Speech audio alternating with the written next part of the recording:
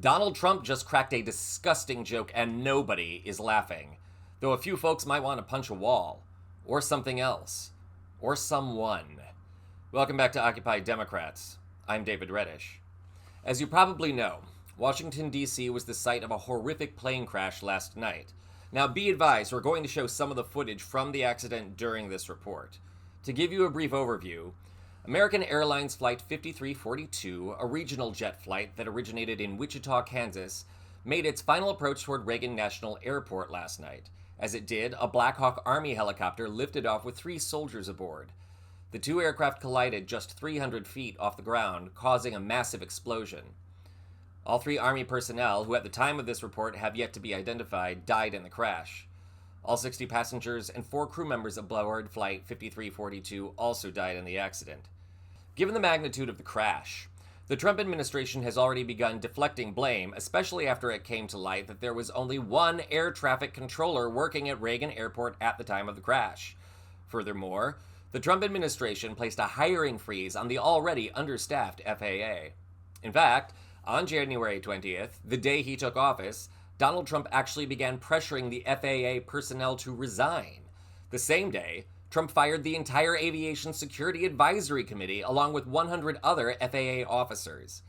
FAA Administrator Mike Whitaker resigned under pressure from Elon Musk on January 20th and has yet to find a replacement. By the way, why is Elon Musk, who does not even oversee the FAA, firing people or demanding they resign? Now, if that offends you, what Trump said is going to offend you even more. Immediately after the crash, Donald Trump posted to Truth Social this awful statement. Take a look. The airplane was on a perfect and routine line of approach to the airport. The helicopter was going straight at the airplane for an extended period of time. It is a clear night, all caps. The lights on the plane were blazing. Why didn't the helicopter go up or down or turn? Why didn't the control tower tell the helicopter what to do instead of asking if they saw the plane? This is a bad situation that looks like it should have been prevented. Not good. Now, remember, Trump said this before an investigation had even begun. Earlier today, he also... You know what? Just look at the clip. Look, check this out. Appreciate it. We must have only the highest standards for those who work in our aviation system. I changed the Obama standards from very mediocre at best to extraordinary. You remember that. Only the highest aptitude, they have to be the highest intellect and psychologically superior people were allowed to qualify for air traffic controllers. That was not so prior to getting there. When I arrived in 2016, I made that change very early on because I always felt this was a job that, and other jobs too, but this was a job that had to be superior intelligence, and we didn't really have that, and we had it. And then when I left office and Biden took over, he changed them back to lower than ever before. I put safety first. Obama, Biden, and the Democrats put policy first. And they put politics at a level that nobody's ever seen. Somehow, that's even more offensive than the Truth Social post. Now, be warned, it gets worse. Later today, Trump also took questions from reporters in the Oval Office. When he asked if he planned to tour the site of the accident, he had this to say. Families of the victims of the plane crash. I don't want to comment on that. Do you have a plan to go visit the site or meet with any of the I have a first plan responders? to visit, not the site, because you tell me, what's the site? The water? Or to meet with Want the me to go first swimming? responders down there? I don't have a plan to do that, but I will be meeting with some people that were very badly hurt with their family member, obviously, but I'll be meeting with some of the families, yeah. Today, And there you have it.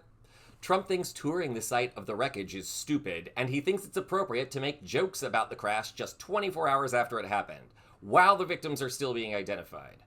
Now, maybe all of this begs a question. Does he think we're stupid? Does he think he can blame diversity and Barack Obama, who hasn't even been president for 9 years, and who was president before Trump's first term? How is diversity to blame for this crash, not the ridiculous budget cuts and freeze and understaffed FAA? He says people with severe psychological disabilities are air traffic controllers. Does he have a psychological disability? Or does he just think we're stupid? You know what? Let me answer that.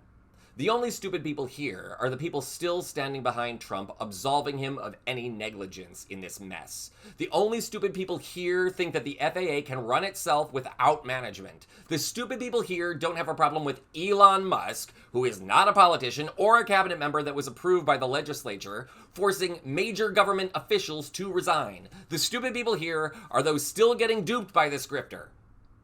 So many Trump voters voted for disruption. Well, here's a newsflash. They got their wish.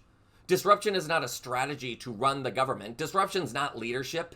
It is confusion and chaos, the likes of which the American people have had to endure for the past 2 weeks and will likely have to endure for the next 4 years. Disruption's the illusion of power.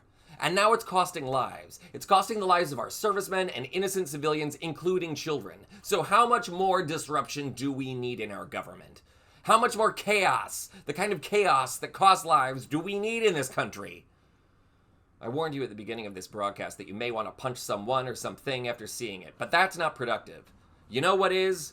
Demanding answers, spreading facts. So continue to spread the word and continue to pressure your elected officials to demand Trump take responsibility. Elon Musk needs to be fired from whatever it is that he does. But you know what? So does Donald Trump. In all sincerity, my heart goes out to the victims of this terrible accident and their families. God be with you all. I'm David Reddish.